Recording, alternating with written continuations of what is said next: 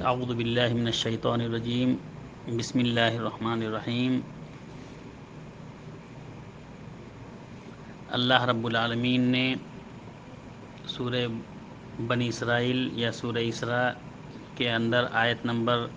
23 اور آیت نمبر 24 کے اندر والدین کے ساتھ حسن سلوک کا ذکر کیا ہے کہ ان کے ساتھ اف تک نہ کہو،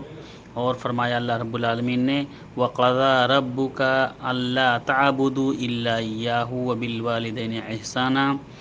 اور اللہ رب العالمین نے، تیرے رب نے یہ فیصلہ کر دیا ہے کہ اللہ کے علاوہ کسی اور کی عبادت نہ کرو اور اپنے والدین کے ساتھ اچھا سلوک کرو۔ اما یبلغن عندک الکبر احدہما، اگر ان میں سے کوئی ایک یا وہ دونوں تمہارے پاس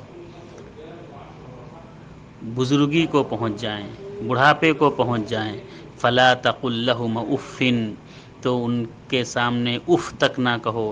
ولا تنہرہما، اور نہ ہی ان کو ڈانٹ ڈپٹ کر بولو، نہ ان کو جھڑپو، وقل لہما قولا کریما، اور ان کے سامنے احترام سے، ادب سے، پیار محبت سے بات کرو، وَاخْفِضْ لَهُمَا جَنَاحَ الذُّلِّ، اور ان کے سامنے اپنے بازوؤں کو پست رکھو، رحمت کے ساتھ، نرمی کے ساتھ، اور اللہ رب العالمین سے یہ دعا کیا کرو وَقُلْ رَبِّ ارْحَمْهُمَا كَمَا رَبَّيَانِي صَغِيرًا، اور اللہ سے یہ دعا کیا کرو کہ اے میرے رب، تم ان لوگوں کی، ان دونوں کی، ماں و میرے والدین کی، میرے والدین پر اسی طرح سے رحمت کی بارش عطا کر جس طرح سے انہوں نے اس وقت مجھ پر رحمت کیا، اس وقت مجھ پر رحم کیا جب میں چھوٹا تھا، کہ بغیر ان کے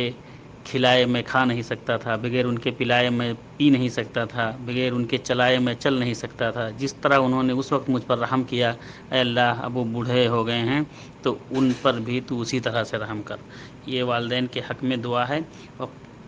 اور ہر انسان کو یاد کر لینا چاہیے، اور ہر نماز میں ہر وقت اپنے والدین کے لیے دعا کرتے رہنا چاہیے کہ رب ارحمہما کما ربیانی صغیرا۔ السلام علیکم۔